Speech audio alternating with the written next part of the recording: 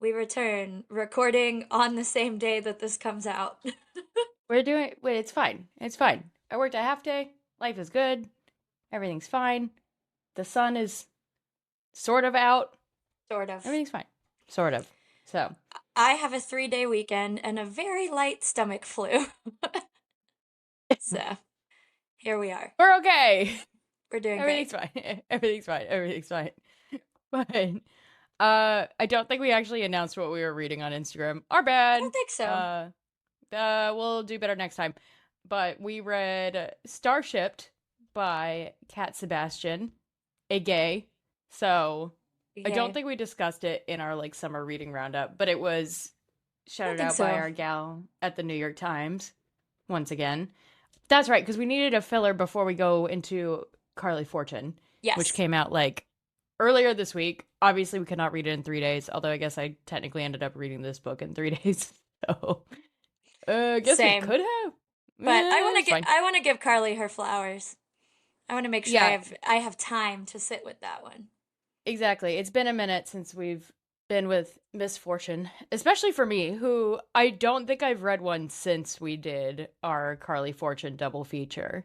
Hmm. So I should sit with it more. This one Yeah. was, and not in a bad way, kind of a turn your brain off book. Yeah, I think I needed that because I had just come off of reading both Yesteryear and I Who Have Never Known Men. And so I was like, Yeah. Okay. Yeah. so Heavy. so when I opened this up, I was like, excellent. Thank you. I also Yeah. didn't really want to think about the plight of women anymore, so it was nice to read a romance No between women. two men. Yeah, it was a really nice change actually. So so yeah, I think I was in the perfect like brain space to read this book this week. Yes. Before we get into it, should we read the blurb since we never have? Yes, do you have it pulled up? I can do that in just 1 second. I suggested it without having it pulled up. I saw you looking at your other screen, so I was like, maybe she has it. Well, I read it on my Kindle, and love the portability of the Kindle, but when you actually have to, like flip through the fucking book, Yeah. real pain in the ass. And as somebody who like remembers things in the back of my mind pretty easily, and like like when you miss a detail and you're like, they didn't mention how they were like sitting on the couch or whatever, and you like want to flip Mhm. back and find it. Not ideal. Not ideal on Kindle. So I also find myself remembering what point something happens in a book better if I've read the physical book because I have the like mental like I have the memory of like kind of where I was, if right, that like makes the sense. physical space. No, it Yeah. does make sense because I feel like I have that too. Like I anytime I reread a Harry Potter, which actually has been a few years now, I can if I miss a detail, I will remember it and I will go back and find it just Yeah. because it's definitely the books I've read the most in my Yeah. lifetime. So okay, but now I do have the blurb. Yep. So Read it see to that us. filler conversation we just had. Now I don't have to cut it out. So anyway, so this is Cat Sebastian, who is a new to me author and does well. She did the baseball romance, that was also gay, Yeah, which I and didn't read, but we also heard about from the New York Times. yes, it was called "You Should Be So Lucky," and I think we put it in a roundup like last summer. So, anyway, I got a little confused for a second because it said that this was her long-awaited foray into contemporary romance, which I would have thought the baseball one was, but I'm not gonna think too hard about it. So, Yeah, maybe anyway, it wasn't. I don't know. I'll look it up while ah, you're reading the blurb. great. Okay, here's the blurb for Starshipped by Cat Sebastian, which, by the way, great author name. Simon and Charlie, actors on a long running sci fi show, can't stand one another. Charlie is impetuous, outgoing, and basically feral, and Simon thinks he should have stayed in reality television where he belongs. They've spent the better part of a decade quarreling over the spotlight and pretty much everything else, and everybody in the industry knows it. Now that Simon's contract is finally done, he can move to New York, start fresh with work he actually likes, and get away from Charlie. Not get away with. Whoops. Simon's only problem is that people might assume he's been pushed off the show due to being impossible to work with. And he is kind of difficult to work with. He doesn't get along with people, unlike Charlie, who somehow tricked everyone on the show into adoring him, despite some outrageously bad on-set behavior during the show's first season. Simon would rather never have to see Charlie again, but reluctantly agrees to stage a very public friendship during the short time before he moves. When Charlie has to leave town to deal with a family emergency, this means Simon comes along. Their road trip brings Simon to places he never would have willingly chosen to visit, Phoenix, and he finds he's actually not having a terrible time. The more he gets to know Charlie, the more Simon suspects he's underestimated his former coworker. Simon also realizes that after 7 years, Charlie might know him better than anyone ever has. Even stranger, Charlie seems to be starting to actually like him despite knowing him so well. Still, Simon is about to move 3,000 miles away, so whatever's starting between him and Charlie can't really amount to anything. Right? Okay, I've definitely read this blurb before, I just don't know if it was out loud. This blurb is really misleading. Yeah. Also, I looked it up, and the other Cat Sebastian book takes place in the 60s. Oh, okay, so it's a historical Yep. romance. Okay, good distinction. Interesting. Okay. Oh, also it does helpfully list the tropes, which we've got enemies to lovers, yes. Opposites attract, yes. Forced proximity, yes. Slow burn, not really.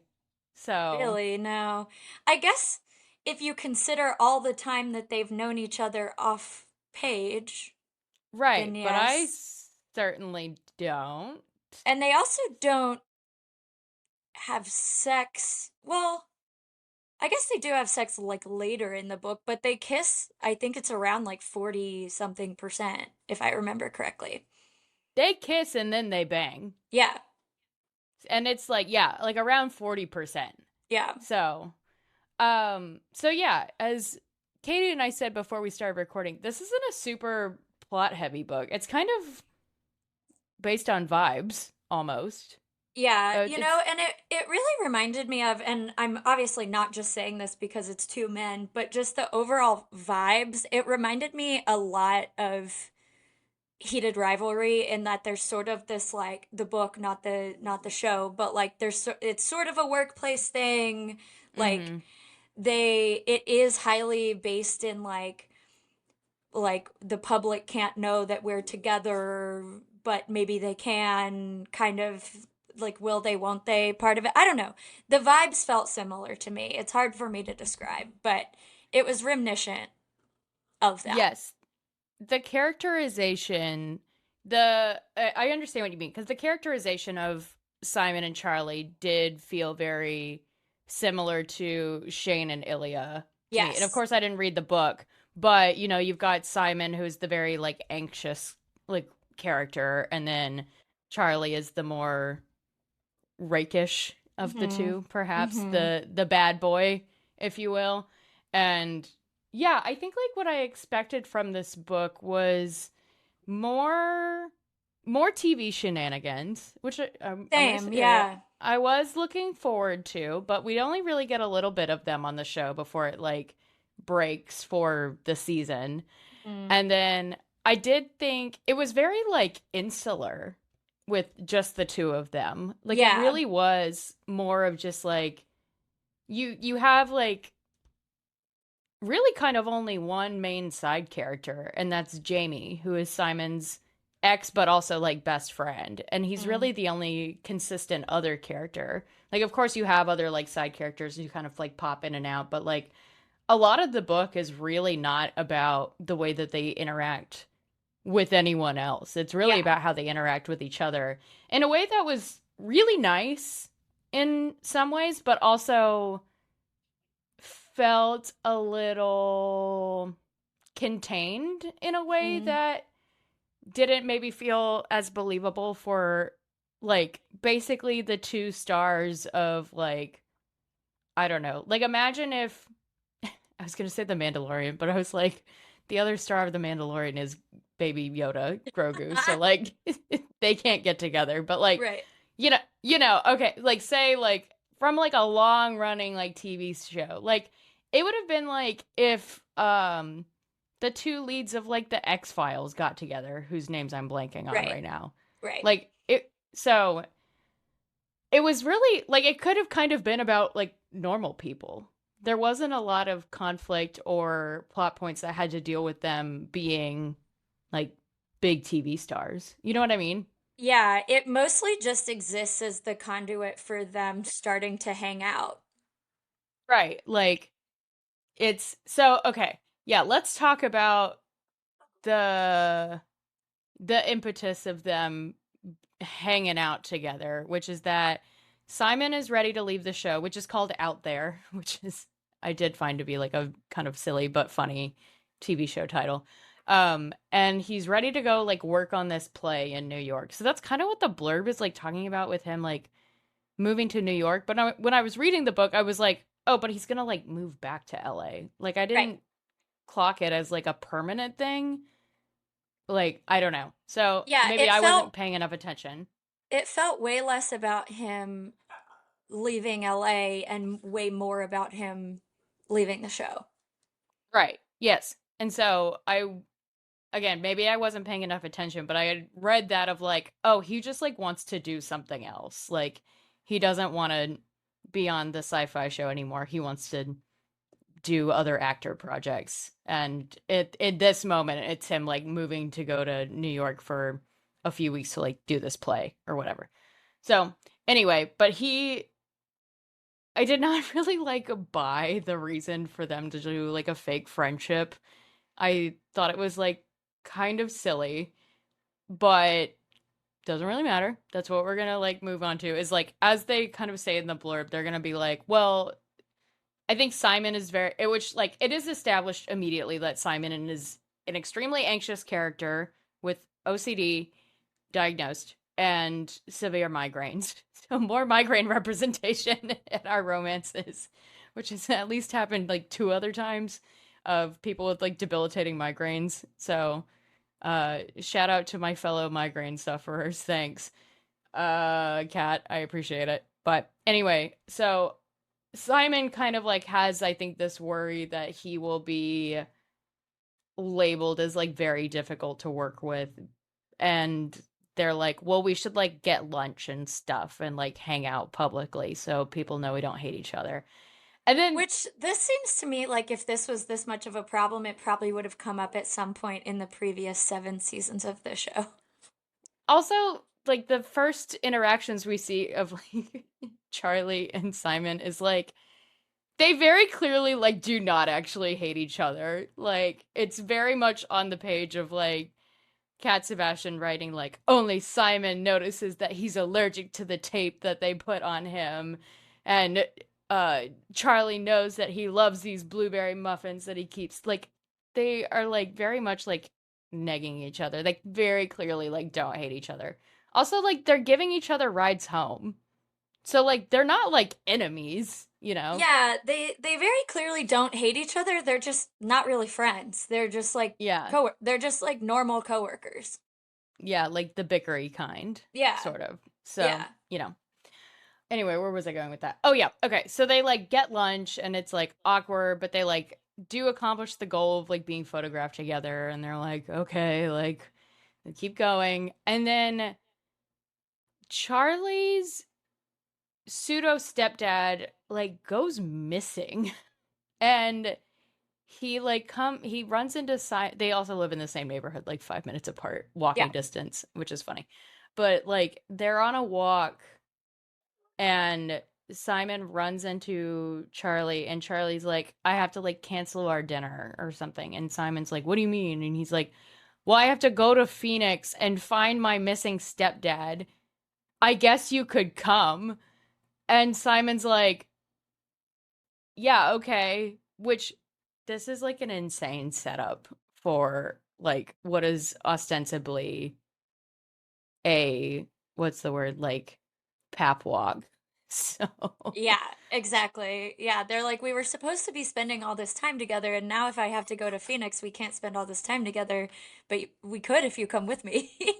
yeah, because it's like he would go to Phoenix for like a few days and then Simon is like supposed to move to New York, I think like 2 weeks later or something.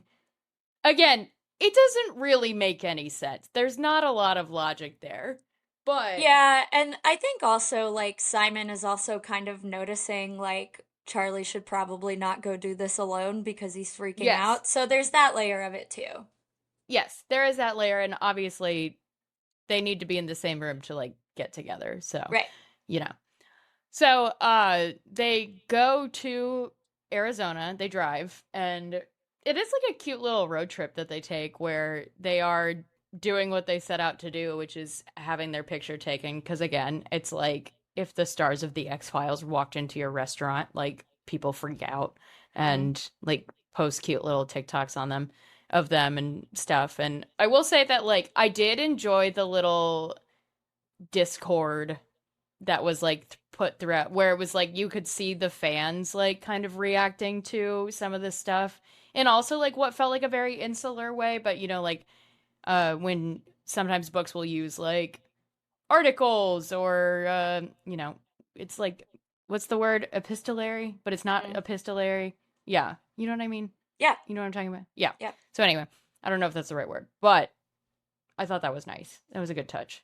It was Yeah, nice. and that also like speaks to that's also kind of what made me think of heated rivalry just because like Mm, it from the real world aspect of it of like people are like shipping these two guys from these this TV show to be together in real life and like writing fanfic about their real life their real lives rather than on the show. um and so like basically like they're seeing Charlie and Simon together on this like road trip in these like TikToks and whatever looking really flirty and they're like, "Wait, but are they?" But yeah, but is it just vibes, or right. are they are they hooking up? So, and it was a nice device to kind of like see that conversation like evolve as like more photos got posted of them in places. And so I thought that was cute. But they they find this guy Dave who is not the best guy and is kind of a dick to Charlie after Charlie's like, I've been looking for you for like 2 weeks. Where have you been? You haven't answered your phone. And the guy who was like his stepdad, sort of, but then this is how like Charlie got his start was he was like on a TV show about cars and he worked at like Dave's mechanic shop. So some of the stuff like didn't feel super like we didn't talk a whole lot in the book about Charlie's like reality TV start. Like there's some kind of details about how Charlie wasn't like the best actor all the time and he's really hot and so he's kind of, you know, the token shirtless character, um but yeah, so Dave is kind of a dick to him. Simon later goes back and like chews him out, and then that's when they kiss after that. So, and then after that kind of like big thing happens, it really is like their relationship progressing through some other like events, but this is the main event of the book and it's kind of done by like 60%. Like Yeah, Dave I is think fine, the you other know, but important part of this here, though, is that like before, like around slash before when they find Dave, Charlie has a panic attack, so the roles are kind of mhm. reversed with him and Simon. So it's like these two kind of big moments happening at the same time. There's like the Dave stuff, and like, there's this like role reversal moment where like Charlie becomes the vulnerable one, and then Simon goes and like stands up to Dave, and that sort of like breaks down the walls for them basically to be together. Yes. No, exactly. Oh, I do have a fun question for you. So there's a few scenes in the hotel where they stay in Phoenix where they end up watching out there like Mm. together. And I actually had this conversation with a coworker recently of like, what is, maybe I also had it with you earlier this week. What is like the hotel show? Like when you're in a hotel, like what show do you always like see on and then you flip to? Because for me, it's like Friends or like shows I never watch. There's the thumbs up. Um, The video, the people watching this on video will see it. Thanks, FaceTime camera. Uh, anyway, as I was saying, it's like Mine's not doing it. Friends or like Naked and Afraid, which I don't watch. But do Yeah, you know what I mean? And my coworker yeah. was like, for me, it's Family Guy. That's a good one. Friends definitely because it is kind of always on. I also generally go like the Disney Channel route if I can't find anything else Mm. because like Bluey is generally on or like something like that that's just kind of like background noise. Um, SVU Oh, yeah, or that's a good whatever one. Law and Order happens to be airing. Criminal Um, Minds, if that's yeah, on.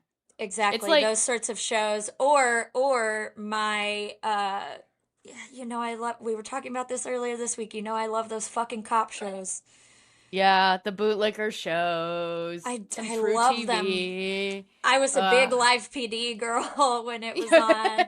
Like, trust me, I know that these shows are problematic, but god damn, they're fun to watch.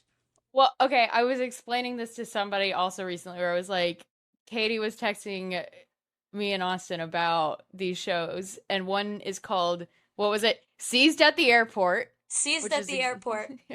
exactly what it sounds like, It was and awesome. Body Cam. Seized at Also the exactly Airport, what it sounds like. yeah. Seized at the Airport, and correct me if I'm wrong, it does sound less problematic.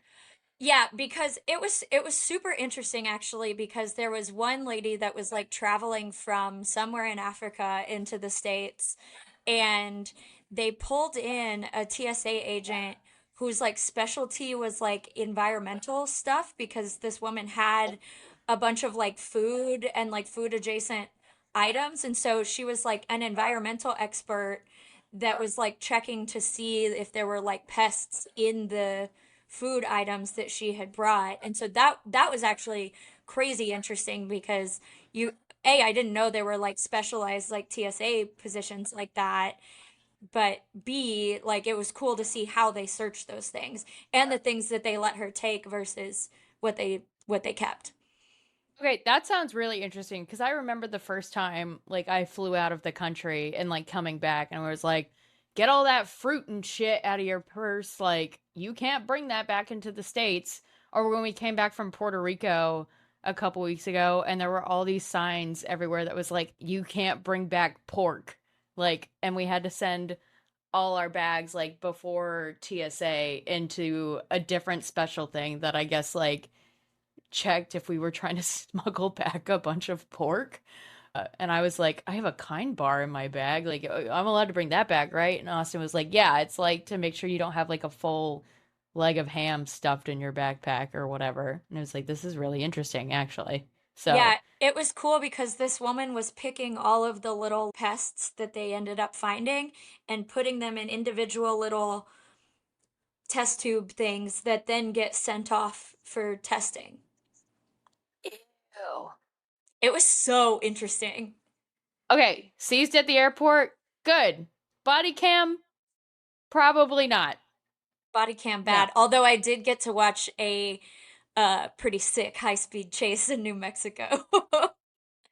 But then the guy Yeah. shot the cop, and so I had to Oh, watch that. It was yeah. horrifying. Where? What channel are these on?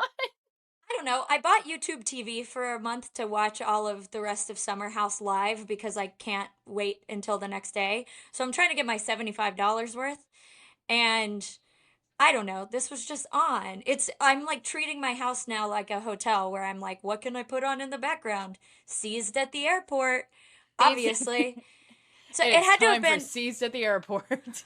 I'm pretty sure it was the Discovery Channel or some shit like that. Well, I remember when, growing up at my dad's house, we used to steal cable from the neighbors somehow. My dad rigged it up. So, and it wasn't like great cable, but like we got, like 80 channels. And there were definitely summers where Hannah and I watched a lot of like True TV, which was previously known as Court TV. And it was always shit like that, where it was like cop chases and whatnot. And yeah, no, I'm sure, like, I mean, there's a bunch of shows like Live PD, Yeah, But I mean, yeah, my dad whatever. and I watched Cops every week. Like we were like sat for like when does the new episode of Cops air? Like we were a Cops family. And I was like a child. I should not have been Yeah. watching that. Come to think of it, I wonder if that is why I now have the job that I have. You know, it might not be an insignificant part of your lore is cops. I'm You're just now watching. putting that together. Maybe I like covering crime so much because I watched Cops every week. Yeah, you're watching Katie in real time have a career realization. And now we have that that person on TikTok who takes the audio from like drunk people getting arrested from body cam footage and animates it on like MS Paint, Oh, it's so and good. they're like turtles, and it's so fucking funny. And those ones, you know what? Is it moral? I don't know, but you can't identify anybody from them, and they're very funny. So, and no one gets hurt, like generally. So, Yeah, Live PD was kind of obviously these shows can be like problematic in different ways, right? But like Live PD was the one that really bothered me because it was happening live. And yeah. like so there was no barrier between those people and us, which was what made it appealing, but also what made it gross. Live PD And existing is crazy. well, it doesn't exist anymore. Well, that it did, I mean, Yeah, is what I mean. So, the Williamson County Sheriff killed that one for everybody man, what a time that was when Live PD was killed. So, because of uh, someone in Central Texas. yay, You're influence. welcome. But Yeah. you know, the flip side of it is that all of these things like taking live PD out of the equation. The flip side of it is that all of these things are public record and anyone could see and look them up and request them if they wanted to. Yeah. Does that mean we should be putting them in front of people to consume as entertainment? Mm, Prob but but they are publicly available. freedom And of information. anyone could get them and put them on YouTube. Yeah. So, anyway, Anyway, that's how that lady gets all that audio. Yeah. Anyway. So, back to this book. that was a long What? aside. That's fine, Again, there's not a lot of plot points to talk about in this book. It's a lot of good vibes, though.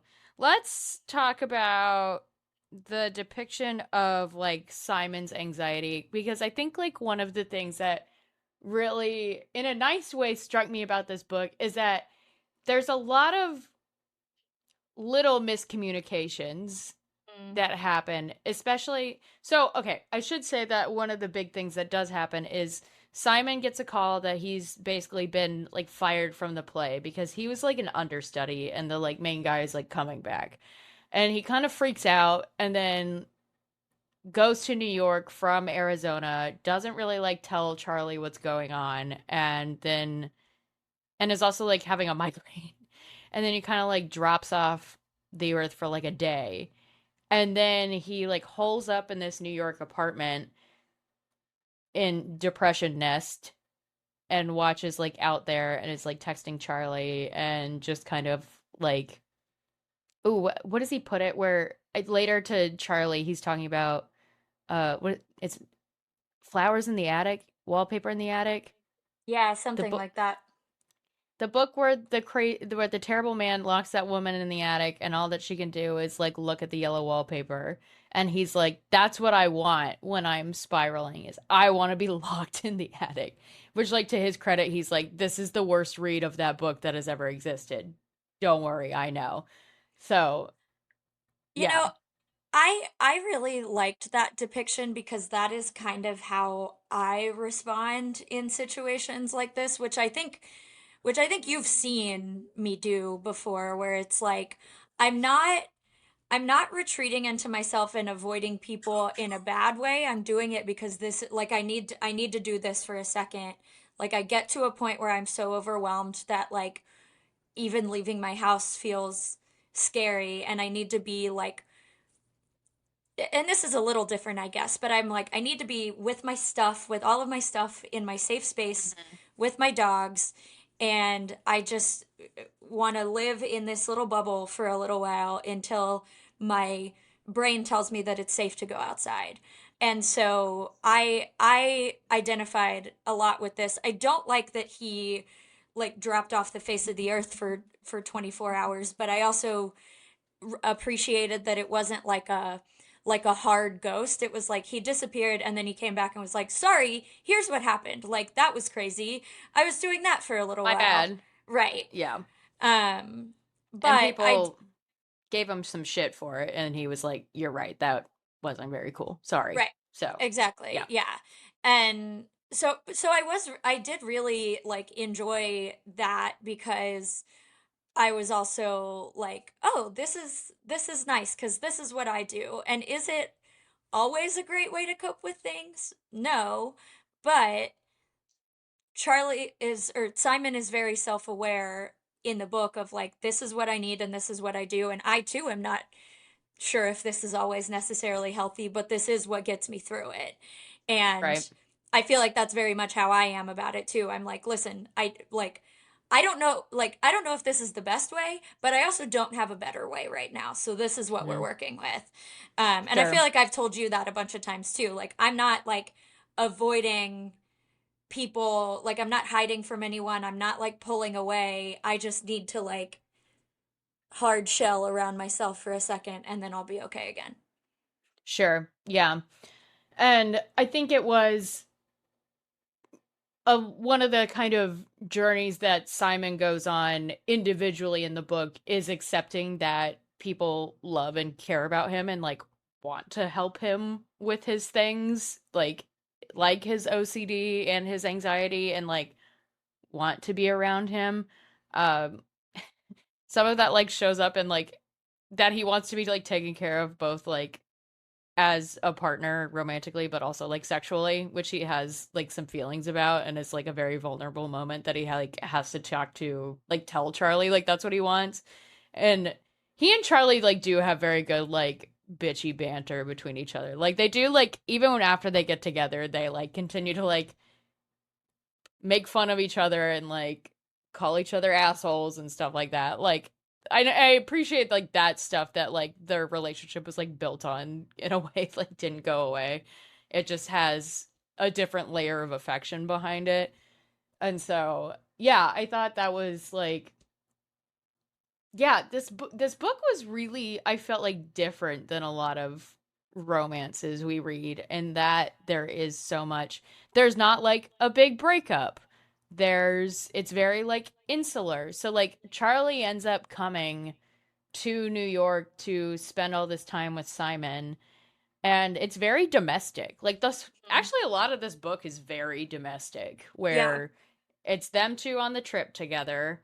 It's them two in New York kind of like playing house, where Simon is like kind of still recovering from what, I can't remember the exact words he uses, but he kind of like tells Jamie like I had like a mental health crisis, like I had to just like go away.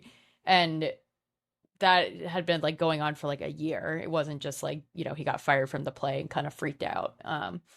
And yeah, and then they go back to LA together. Simon ends up like signing on for the show for another like half season, and everything is just kind of like good between them. Like they are navigating this new thing that they're doing. And there was, and I didn't bookmark it, so I don't have the exact quote, but there's a few nice parts where Simon is like listening to Charlie, like also kind of, they're both like individually like spiraling at points. And there's a nice moment where Charlie, I think, is like trying to reassure him that like I'm something like I'm not mad or I'm not upset or whatever. And Simon's like, "Oh, Charlie is telling me with his words and his body language that like he wants to be with me. Like everything he's doing is like tell I can calm down and also like recognize, no, this person, they're not lying to me. Like this person wants to be with me and be around me.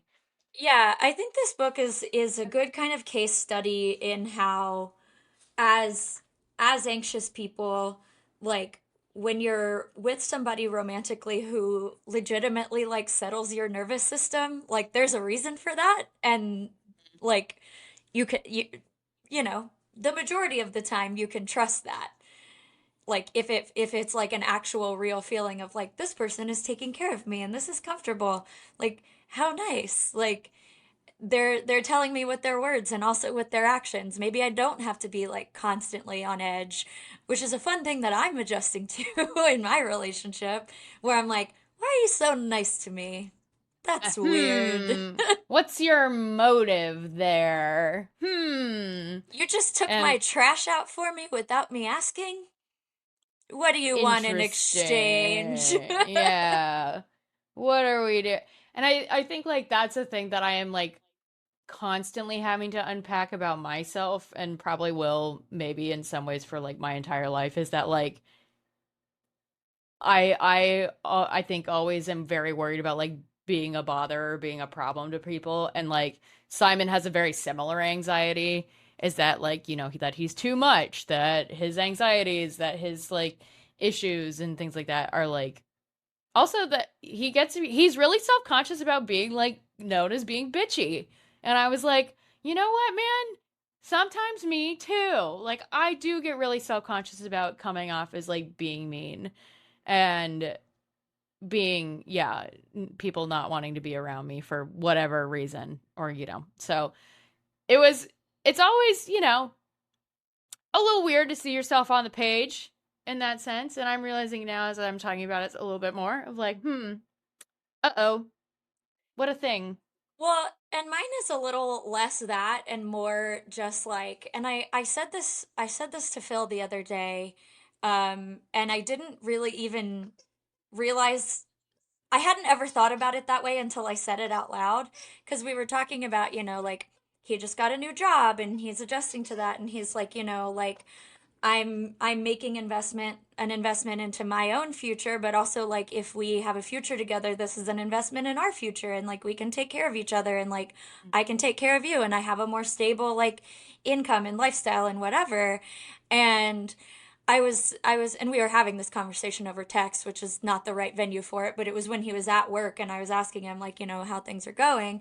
And I was like, man, it is like so nice after 30 some odd years of doing all my fucking shit by myself that somebody else wants to do it for me or with me, or is like thinking about like we haven't even been together a full year, we're not even living together yet, but he's thinking about like, you know, if there is a future here, then I want to be able to like take care of Katey and take care of whatever our family life looks like, whether it's the two of us or more of us or whatever. And I'm like, no one has ever fucking wanted to do that for me. And wow, it is so nice to just hear somebody say that. And I didn't know how much I don't think I knew how much I needed that until I was in my marriage where I didn't have that, because I've always been very independent and like I don't need somebody to take care of me. And then when I was in a marriage where I was not being taken care of, I was like, but wait, I actually kind of want somebody to take care. Like I don't need somebody to take care of me, but I want somebody to want to take care of me and to offer me help. And I've told you this before, and I think I've said it on the podcast before. A big part of me realizing that I wanted that was watching you and Austin together and how well he takes care of you and how well he takes care of all of us and me and the rest of the girls and your family and everyone you love by extension. That I was like, oh, like Abigail is an independent person and she can be taken care of, and both of those things can be true and they don't negate each other. And it wasn't until, yeah, like a few days ago when I was like, wow, it is I have wanted somebody to say that to me for almost 35 years, and it is really nice to know that like I don't have to do all this shit by myself. And obviously I know I have you and Austin and all of our people, and it doesn't have to be a romantic partner, but it is really nice to hear a romantic partner say that. No, absolutely. And like, yeah, and one, yeah, of course. Like we're both like very independent people, and like, I'm very self-sufficient, and you, as are you, and like we don't necessarily need those things all the time. And it does, like, when you realize you want it, there is, I don't want to say like shame about it, but like as like an independent person, and I'm sure this is probably like something, or I don't want to put words in your mouth, but I would assume this is something that like you went through of like, oh gosh, like why do I want this? And like, is that like a fault of mine? Maybe I'm speaking for myself here. I actually don't know. No, But totally. Because, like, I think one of the things we pride ourselves on is being independent people and taking care of ourselves. And so taking that layer away, it's like, oh God, that's kind of embarrassing that yeah, like that it's like a weakness in some way, even though it's not, but it feels that way right. at first. And I think like, and I think I feel a lot of this insecurity, honestly, sometimes more in friendships than I do with Austin, where I think like I, Austin and I kind of in our relationship, like very immediately went through some crazy stuff because like we started dating January 2020. So, you can fill in all those blanks of worldwide pandemic immediately entering like our romance. But I think like a lot of, and he can reassure me all he wants, and friends can reassure me, and I will do the same for them. Like, uh, I remember reassuring a friend of ours going through a really difficult thing of like, her being like, I am so sorry to like ask this of you. And I was like, no, no, no, like it is a joy to show up for you. Like we want to show up for you. And that is not something I usually allow myself to accept. And then when my dad died, I had to like speed run that, where I remember having to, just like go that day. And I think this is like really when I saw it and had to like force myself to understand it and accept it in both my relationship with Austin and my relationship with you and all of our other friends, was that like, oh no, these people want to show up for me, and you need to just like let them and also accept it, and not spend your energy spiraling about this, because one, you don't have the brain space for that. You have the brain space right now that you need to like process the fact that your dad is gone. And so like like the day my dad died, like being at my dad's house with my family and watching Austin like go to like AARP's website and like do all these like logistical things that like need to be done when somebody dies that you have no idea about. And then also, while knowing that you guys are back home, like coordinating with my dogs, and also like calling and checking on me, and like it is like, and you want to show up for people in that way, and you want them to show up for you in that way. And when you are somebody who has had to be so self-sufficient in a lot of ways for a long time, and don't, you know always know how to accept it, it is like an interesting moment where you're like, oh, I do have to do this now, and this is fine, and this is good, and like, let them, it's all right. Yeah, and it's interesting too because that has always been the way that I like, if we want to classify it as a love language or whatever, like I don't know, but like that is always I'm not great at checking in on people like verbally or like knowing how to ask how people are Mm-hmm. doing or like and that's like a weakness of mine, but what I am good at in a crisis is the logistics and being like what needs to be done, can I do the dogs, can I do this, can I do that? And so it's it's funny to like know that about myself. I've always been that way. Always. And it's funny to know that about myself but still not let people do that for me. Yeah, yeah. I wasn't going into this conversation expecting it to be more this introspective, perhaps, but I also I like, was because I thought a lot about the caretaking aspect of this when I was reading this book, and maybe it's because it I was reading it the same day that I had this conversation with Phil, and so mm, it was fresh on my mind. Um but yeah, I feel like I'm a little bit the opposite of you, where I have a harder time asking my partners for help than I do my friends. Like it doesn't bother me to ask you guys to do something for me because it doesn't, maybe it's because it doesn't feel like rejection if you guys have to say no for whatever reason. Like it feels maybe lower stakes. I don't know. That's so interesting because I feel the flip where from a friend, if they can't, I feel more rejection. And I think that is more of like, I, you know, well, I've also just had very different like romantic relationships. Obviously, a lot of mine were like super long term. Like, Mm. I, and some of them like ended like very amicably, I guess. And then I've had like more tumultuous, I think, like, or more like heartbreaking like friend breakups. Sure. And that's like and relationships with women sometimes I think especially for me like growing up like in middle school and high school felt a lot more like confusing almost Mm. where almost like there is like a thing of like well if a dude likes me like why would I give a shit who what I don't care Sure. like like but if it's like oh this woman I want to be friends with like doesn't like me like oh no that hurts I guess and it doesn't always like it's not a one-to-one comparison because obviously we are friends and I Right. am friends with these people that I'm at but if there is the like there is more of a an insecurity there I think that I have with some like especially my friendships with women and like it's gotten a lot better certainly Mm. over the years as I've definitely like become a more self-assured person and gotten more comfortable having like harder conversations with friends and also just like better friendships too Right. like that's something you grow into but for me that was like a bigger insecurity and then for you that does make more sense I mean you were in a marriage where you weren't getting those things and when you did ask for them it was rejection Exactly. And so I yeah. had like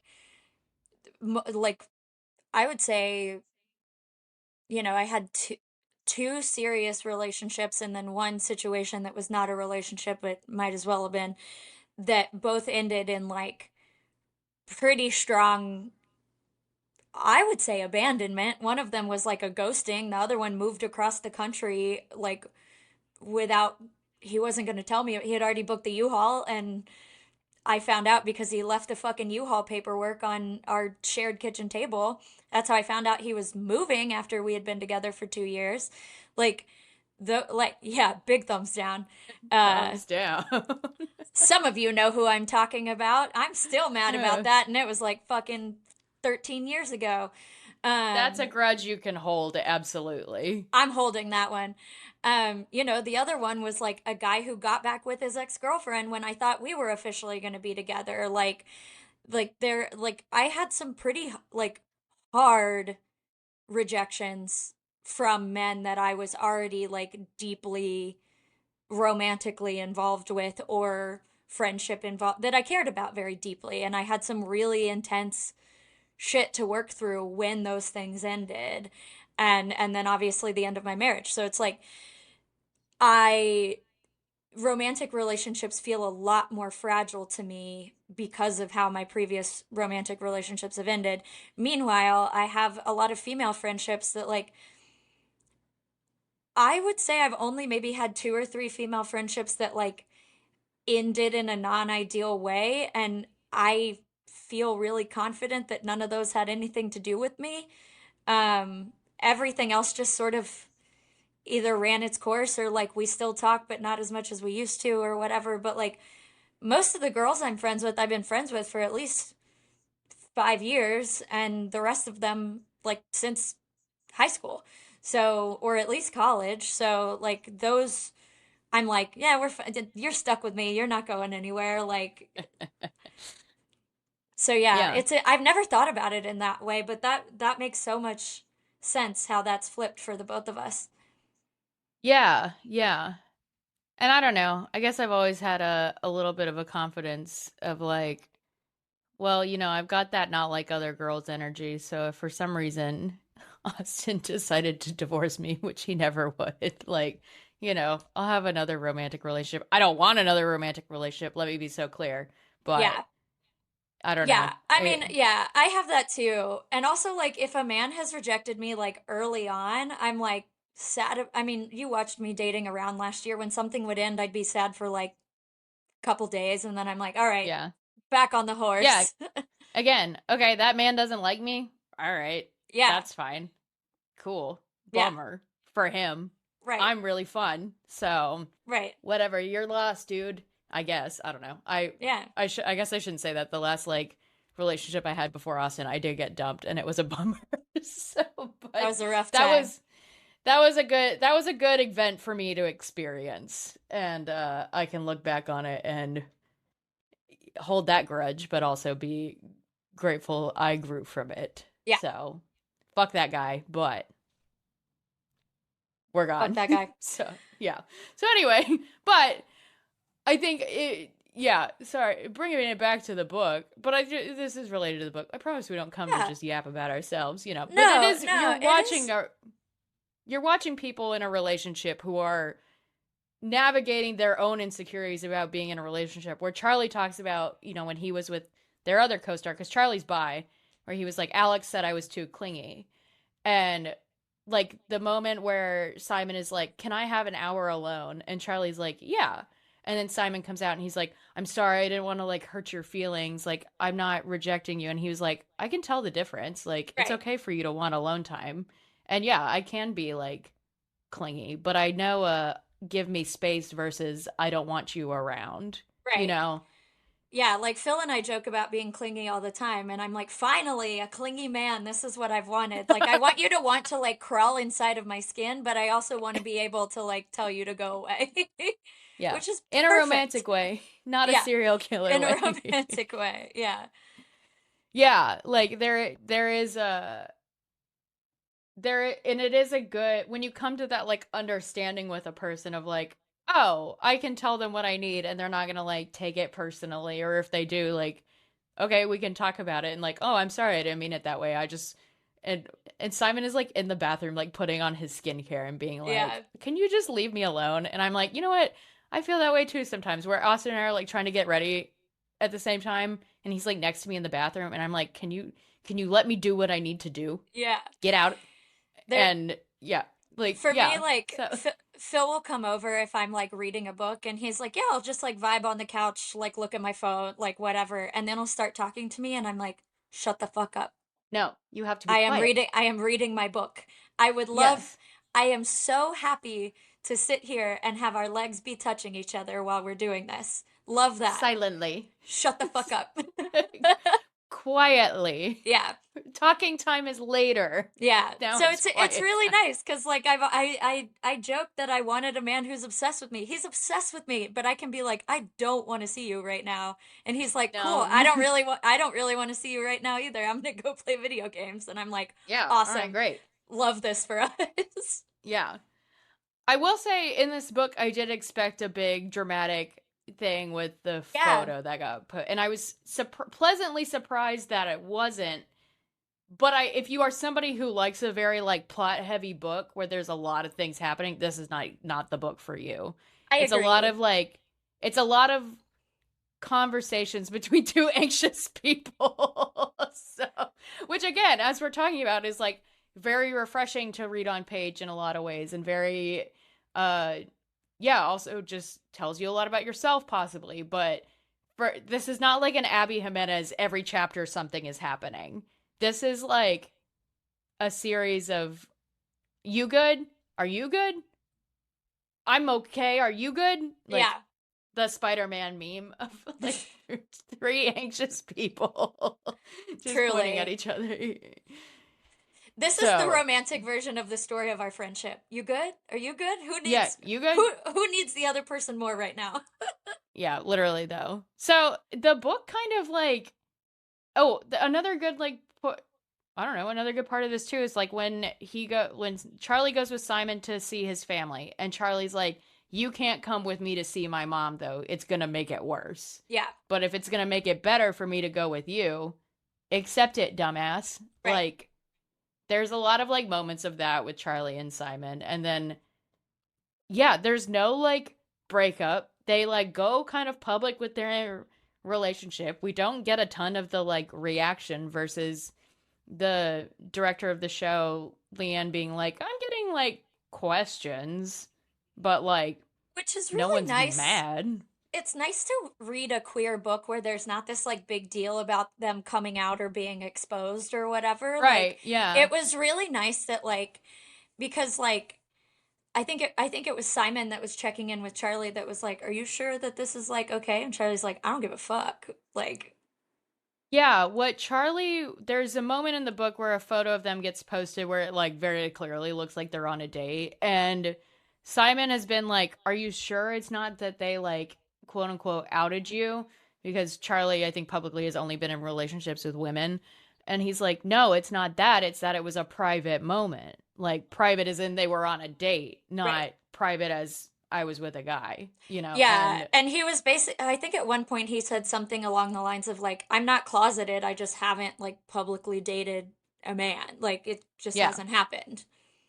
And so then when they do kind of like decide that they're together, yeah, like no one is weird about it Yeah, in a way that at times did not feel realistic, but like even like they're in like not even like it certainly didn't want any like rampant homophobia in this book. More so of like I thought there would be like more drama with the co-stars or the right. director or but like the scenes with Simon's family are very nice where they're always like there's like tension there, but it's because of like Simon's relationship with them that has nothing to do with him being gay Right. and like some other stuff. So yeah, and then the book honestly kind of ends with this like really nice like domestic scene of them going to like pick up lobster rolls and like talking about their futures together. And like that's It's it. very cute. Yeah. That's This it. was just like the I think the best thing I can say about this book is that it was just like it was just so nice. It was so nice. It like yeah, I enjoyed reading it. Yeah. It It will was not just a be a nice little reread. read. Yeah. Yeah. It will not be a reread for me. And in some ways, it is almost because of Simon's like little depression spiral. And also, I feel like mine is a little of the opposite, where some of that stuff felt like claustrophobic to me. Where I think when I am like dealing with something, my instinct a lot of times is to just like go about my day and like white knuckle through it when I can. Yeah, And and so you it you was, generally want company too, whereas I'm like yeah. fucking nobody talk to me, please. And so it was like I was like reading all these like really nice scenes of like them in the apartment where it was like but the one that like kind of like almost got me and this isn't a criticism of Cat Sebastian the characters or even the book where it was like Charlie goes to the gym and he like comes back and he's like what do you want to do and Simon's like I don't want to go anywhere I've been sleeping all day and they're like okay and it's like guys, you don't want to do anything. You don't want to like. I feel like in those, I don't know. That was just like a different. My domesticity is not as homebound. I joke about being a Yeah, homebody. I'm not really a you're homebody. not. I am like I'm like a home city person, a city body. Yes, I don't like to travel. I love my spaces very much, and that includes like my home. right. Um, but I like to be out and about, I I'm guess. a homebody. Yeah, you are more of a homebody. I want to be in my Yeah. home We were just 90% of the talking about time. like if Katie's out, she's down for whatever. But the struggle is getting her out. So Exactly. If and I'm then out of the that's house, I'll fucking shut the yeah, bars down. But you she's got to get good. me to leave the house But first. and Katie often needs like at least 24 hours notice. Yeah. There's not as much spontaneity, Yeah. which is fine. Y'all know, yeah, Different yeah. You get how I yeah, operate. yeah, it's fine. It's just less of a we're gonna go do this thing. Is Katie gonna come? We'll see. Depends. We'll If see. she feels like putting pants on, maybe. And how close it is to her house, maybe. Yeah, So I'm also pretty good at anticipating where my energy levels will be on a certain day. Like earlier in the week when you asked me if I wanted to do something yesterday, I was like, we have social things planned every single day leading up to that, so I'm gonna guess that the answer is no. which was completely fair. Katey and I had an insane week of concerts, and it We was did. awesome. We did. Where it We was had an like awesome week. we had Haley on Saturday, Casey on Sunday, Haley Williams, Casey Musgraves. Did we do something on Monday? No, no, No, we we didn't do stayed anything on home. Monday. We had to because I was exhausted. I took a And nap. I then took a good nap on Monday. I hope you did. I did not. I had to work. But I remember like waking up the next day and like going to work and I was just like, "Oh my god, I'm so tired." I also had to And work, but when the clock turned 4:30 on the dot, I shut my laptop, closed my eyes. yep. Tuesday we went back to Casey Musgraves sort of and Without sat tickets. outside. Yeah. And it was so fun. And then oh yeah, Wednesday we ended up staying home too. Yeah, So yeah, we had plans, but they fell through, we had a which I'm crazy also weekend though. glad So, for because I was yeah. exhausted. Um, And yeah, so man, really reaching for me new levels of annoying at Haley Williams. So that Katey got to yeah, witness I've and never seen Austin you like that beforehand. before. That was fun. Oh, it was man, what a day. What a Yeah. day. And then I realized, wow, I've spent a lot of money on concert merch in the past like 10 days. So, Yeah, when I was booking stuff for my Italy trip earlier, I looked at my credit card statement and I was like, that's none of my business right now. I'm going to Italy. Click, clack, click, clack. click clack, click clack. That's later Katie's problem. Oops. I got to No pick up some worries. freelance work this summer. Hit Katey up for your freelance audio needs Hit or me up. whatever. I need some dollars. Yeah, it's fine. It's fine. No, Yeah. but anyway, I don't know. Any other final thoughts about this book? No, I don't think so. It was nice. I'll read Cat Sebastian again. I might pull up that baseball one just because I thought this was, as we said, just like again, it was just a nice little read. It was a nice palate cleanser, even though it was still like dealing with some emotionally heavy topics. It was Hmm. easy to read and it felt light to read. And I had just read, as mentioned, like some fairly heavy shit. So Yeah. it was perfect timing for me for this book because yeah, I read I Who Have Never Known Men yesteryear, and then Skip Hollandsworth's murder book, um, and I was like, Yeah. Different vibe from all of those, which yeah. is good. And yeah, so yeah, great. I also have a book rec for you, that I just finished it today, and I will bring it to your house and leave it at your house later. You said you were looking for another like family drama. I think this one might kind of fit what you're looking for. Um, yes. it's The View from Lake Como by Adriana Trigiani. And it's Ooh. about this Italian American woman who lives in New Jersey, and basically mild, very mild spoiler, but it happened so early in the book. She's like working with her uncle. Her uncle suddenly dies. They were supposed to go to Italy to like the homeland on this trip. She is divorced. She's kind of figuring out what she wants to do. She's pissed off at her family because they're a lot. And so she just decides to fuck off and go to Italy and like kind of find herself. Ooh. Um, That yeah.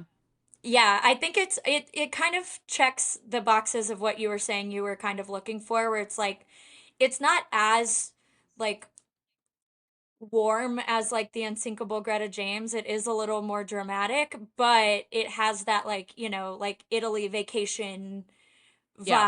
vibe and family drama and like complicated characters, and there's a romance in there too. So I'll bring it over and I'll leave it for you. I think I was saving it to read right before my Italy trip because I've been saving books set in Italy to read right before my Yes.